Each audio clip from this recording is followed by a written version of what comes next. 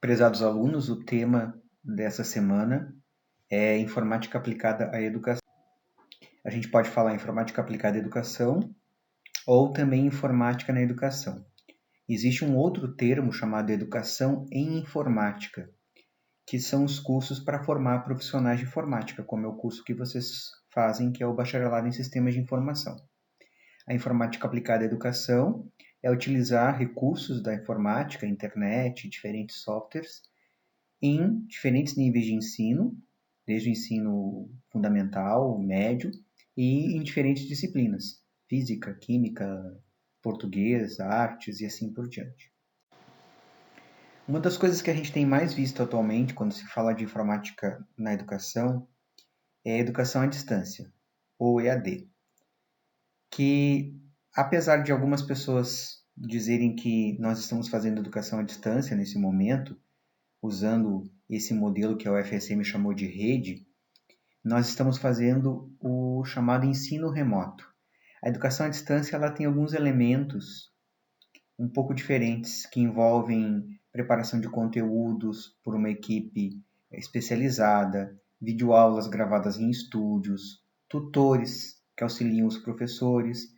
E nós estamos fazendo o que agora nos cursos presenciais? Nós estamos tentando adaptar os materiais que nós temos, as nossas aulas, mas sem toda a estrutura da educação à distância. Então, isso nós chamamos de ensino remoto e não educação à distância.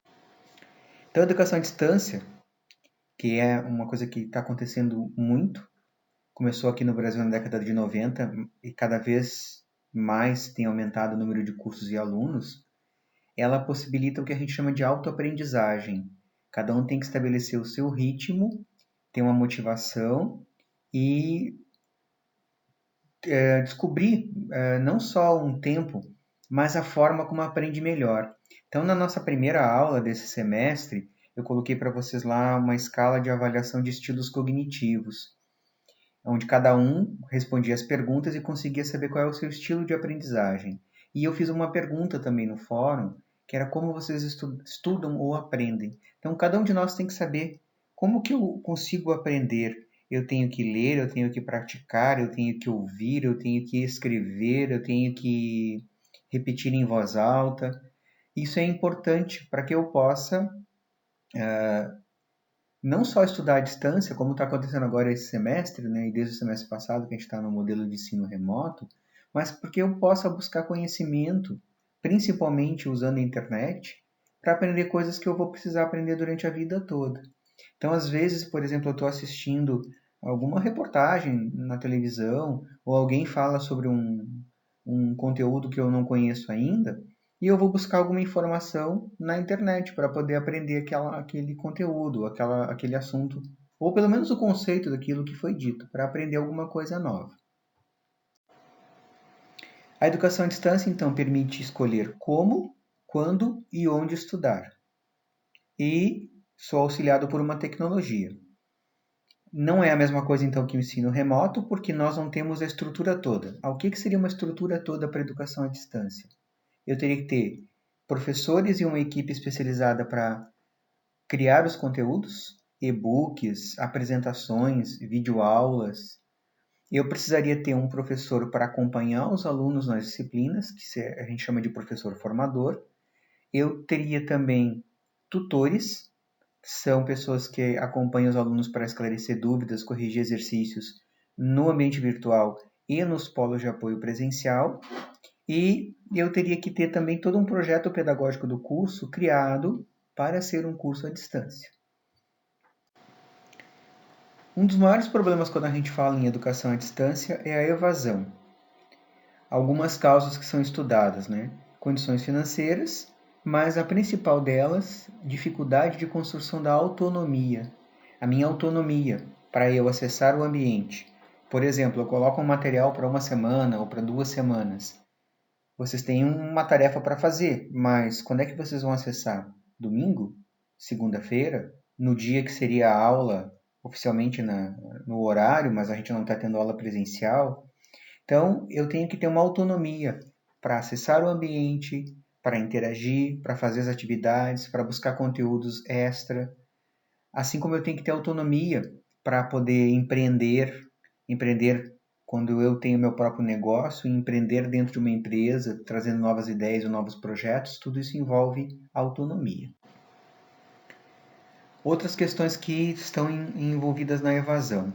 Falhas na comunicação, por exemplo, o aluno manda uma mensagem, o tutor demora muito para responder, o professor não responde, falta de interatividade, não há resposta no fórum, não há interação via chat, não tem momentos online, o tutor não está disponível, a resposta, o aluno faz uma pergunta e a resposta é insatisfatória, não é uma resposta objetiva ou não ajuda o aluno a resolver as suas dúvidas. Um mito, sobre a educação à distância, que o aluno assume o estudo por conta própria. A maioria das pesquisas desse assunto colocam que os alunos têm dificuldade em estudar livremente, ou seja, de assumir a responsabilidade e organizar o seu tempo. Isso não é uma coisa muito comum. Então, para algumas pessoas, o modelo presencial ainda é o melhor. Eu tenho que ir na escola, na universidade, em tal dia, em tal horário, eu tenho que estar lá presencialmente, assistir às aulas, participar das atividades, e algumas pessoas se sentem melhor com esta forma de organização. Que ferramentas são mais utilizadas? Fóruns de discussão, quando as disciplinas têm algum tipo de questão que pode gerar alguma discussão, algumas disciplinas mais práticas isso é mais complicado, E correio eletrônico para troca de mensagens, apesar de hoje em dia a gente ter mensagens instantâneas como o WhatsApp, as ferramentas ainda, os ambientes virtuais de aprendizagem ainda trabalham muito com troca de mensagens, que na verdade é um correio eletrônico. Um pouquinho sobre a diferença, entre estudar presencialmente e estudar à distância, Presencial eu tenho a sala de aula como centro geográfico, à distância cada um estuda onde quiser. No presencial, interação social presencial, à distância tentar estimular uma interação nos ambientes virtuais. No presencial, interação, à distância, mediação, o professor vai mediar todo o contato do aluno com o material didático digital. Na presencial, o professor assume muito mais o controle quando ele trabalha numa metodologia de ensino mais tradicional, e à distância o aluno tem uma aprendizagem bem mais independente e autônoma. O que se busca hoje em dia é trabalhar num modelo híbrido, que é misturar um pouco do presencial e do à distância. Então, alguns momentos presenciais, alguns momentos à distância, estimulando que os alunos sejam cada vez mais autônomos. No presencial, a gente tem só um tipo de professor. No modelo à distância tem as pessoas que desenvolvem os conteúdos, tem os tutores e tem o professor formador que acompanha a disciplina. No presencial a gente tem o professor como fonte do conhecimento, à distância a maioria das mediações e das interações é feita por tutores. No presencial os recursos didáticos são mais comuns, à distância impera a tecnologia da informação, principalmente a internet. Apesar de que, se vocês forem estudar um pouquinho sobre o histórico da educação à distância, vão ver que antes de se falar em usar a internet, já se fazia educação à distância pelo rádio, pelo correio, com cursos comprados pelo correio com apostilas, e também pela televisão, como, por exemplo, o telecurso da Fundação Roberto Marinho, ou o Canal Futuro atualmente. Isso também é educação à distância. Presencial, comunicação direta, à distância, comunicação diferenciada no espaço e no tempo. No presencial, foco no atendimento direto ao aluno, ao educando, e à distância, foco para que o aluno se organize e busque conhecimento, que ele vai desenvolver cada vez mais a sua autonomia.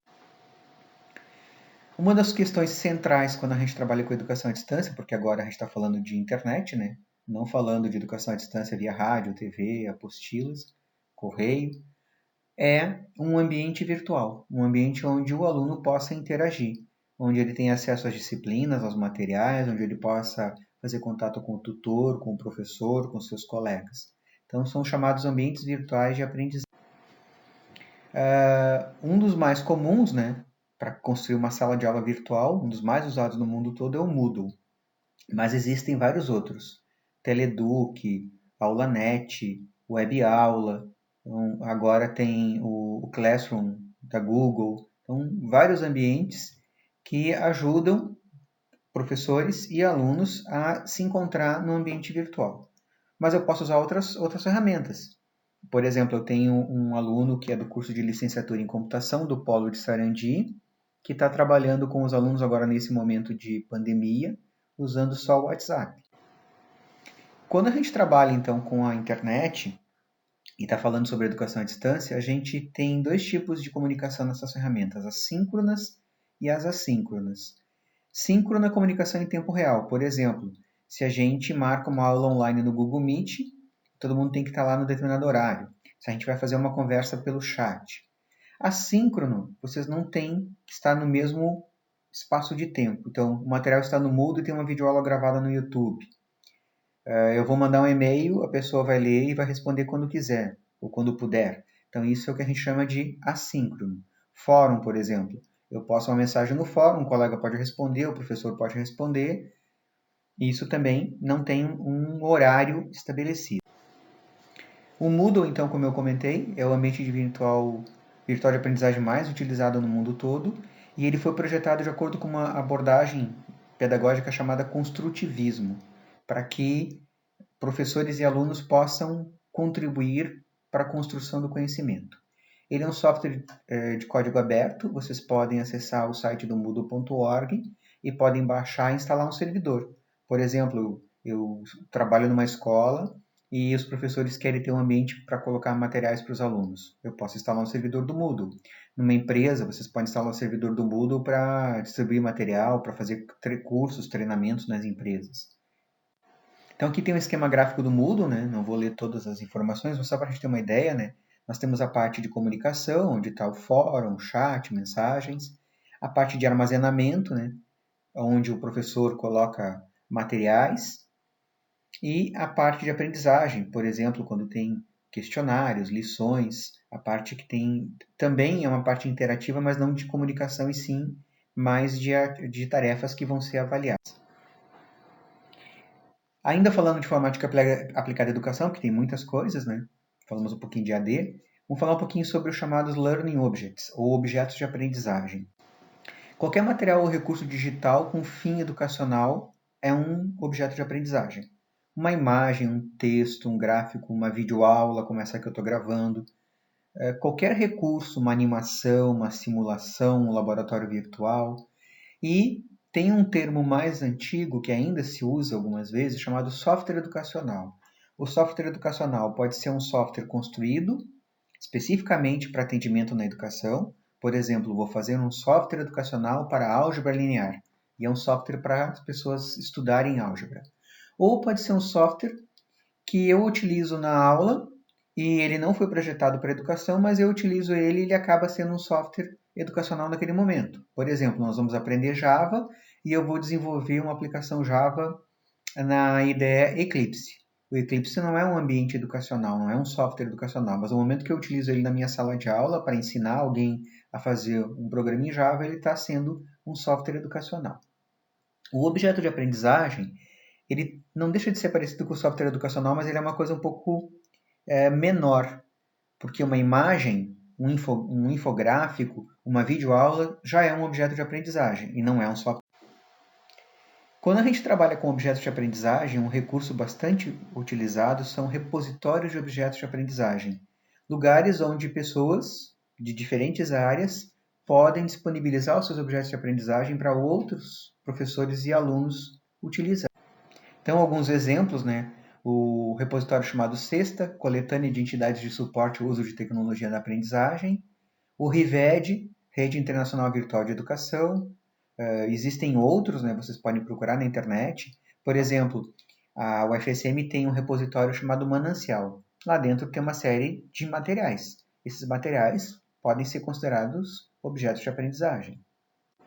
Aqui, por exemplo, eu peguei um exemplo de um jogo que foi disponibilizado numa pasta da URGS, e é um jogo chamado Lógicas Criativas. Está aqui uma imagem do jogo, quando ele foi criado, é um jogo já um pouco mais antigo, né?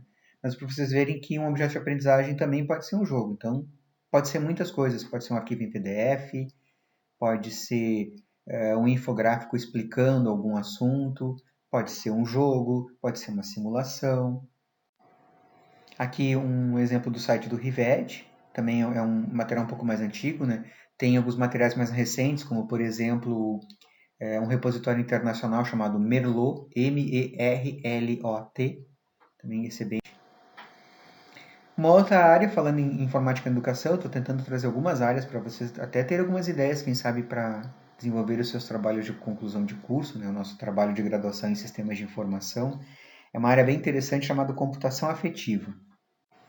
Qual é a ideia da computação afetiva? É criar algum tipo de tutor ou de companheiro virtual, assistente virtual, que consiga detectar a emoção do usuário, consiga simular uma emoção. Então, pode ser que o tutor sorria, o tutor chore, o tutor fique chateado, o tutor fique cansado, e também detectar as emoções das pessoas que estão interagindo com o software.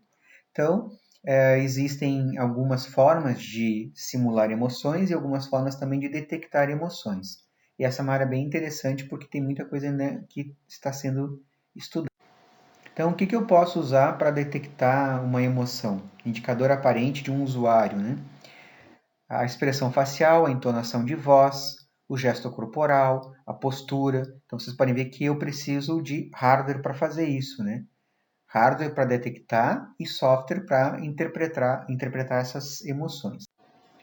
Indicadores semi-aparentes, por exemplo, tempo de execução de uma atividade, se demorou muito, se foi muito rápido, número de vezes que a pessoa retornou ou desistiu de uma atividade, se ela conseguiu terminar sucesso ou se ela falhou, se ela pediu ajuda, se quando ela escreve, o tipo de adjetivo que ela coloca dentro do texto, os emoticons, se ela colocou lá uma carinha sorrindo, uma carinha triste, isso tudo eu posso usar como indicador semi-aparente para tentar identificar a emoção do usuário. Indicadores não aparentes, aí dependem de hardware, respiração, batimento cardíaco, pressão sanguínea, temperatura corporal. Então, por exemplo, se os batimentos cardíacos estão acelerados, é porque a pessoa está nervosa, ela está fazendo uma prova e ela está com dificuldade, então os batimentos cardíacos aumentam. Eu preciso de hardware e software para fazer isso também. Então, eu trouxe aqui alguns, né, que depois a gente vai ver que estão sendo estudados também, que é uma coisa interessante.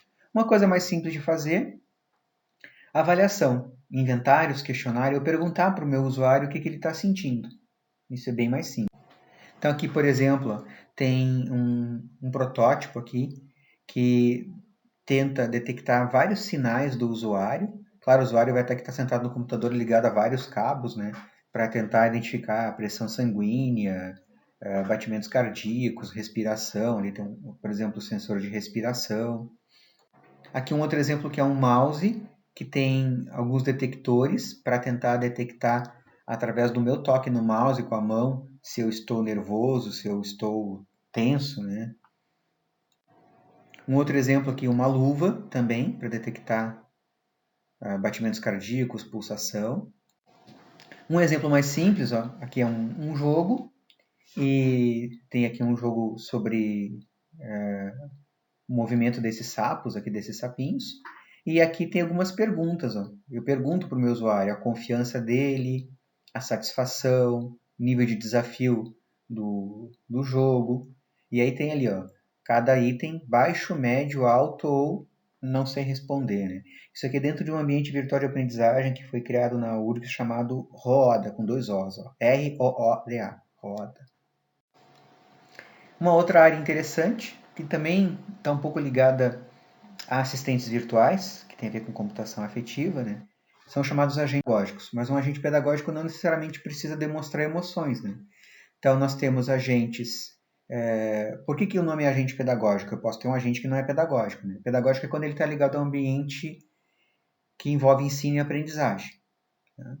Então, um tutor, que é um agente destinado a ajudar o aluno a ensinar num ambiente virtual, um assistente, um agente na internet, agentes que ensinam e aprendem, isso é complicado também, né? Aprendizado de máquina, agentes mistos. Então, é uma área interessante que tem a ver com um chamado sistemas multiagentes.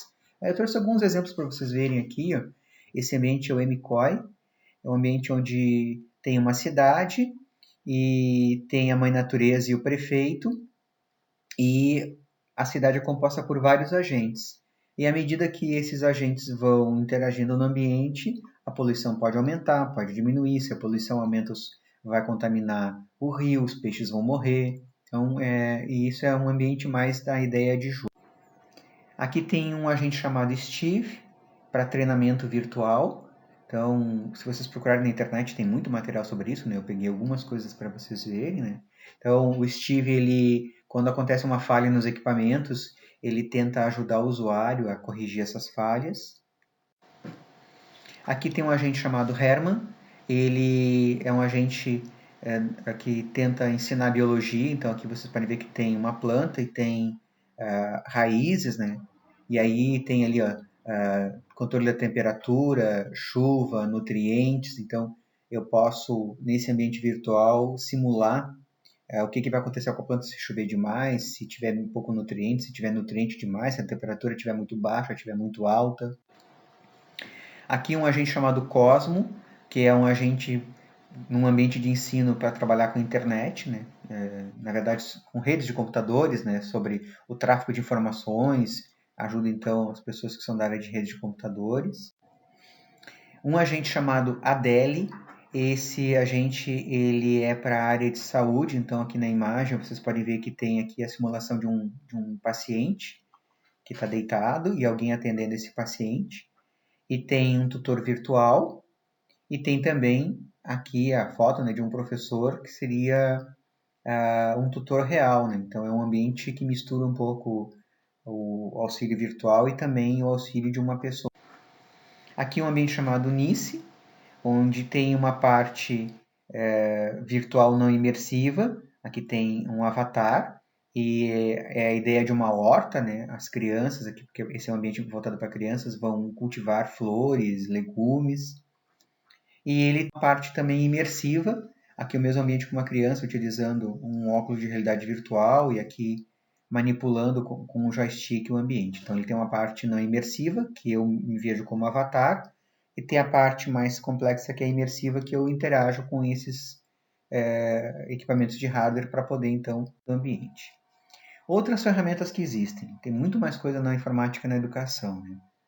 Jogos educacionais digitais ou jogos educativos. Na aula que nós falamos sobre o trabalho de graduação em sistemas de informação, eu deixei disponível para vocês alguns artigos e alguns deles eram de jogos educacionais que foram desenvolvidos por egressos do nosso curso. E também tem simuladores, o SimCity, por exemplo, que é um simulador de cidades, laboratórios virtuais, por exemplo, laboratório virtual de química. Se eu, por exemplo, tenho dificuldade para acessar um laboratório de química real, ou se o professor não tem esse recurso na escola, ou por questões de segurança, primeiro quer mostrar no laboratório virtual para o aluno, para depois ele ir para o laboratório real. Então, existem muitas ferramentas construídas para se trabalhar com a informática aplicada à educação. Agora, então, nós vamos passar para alguma atividade. Eu ainda vou postar essa atividade para vocês no Moodle, que tem a ver com a nossa aula, então, de informática aplicada à educação.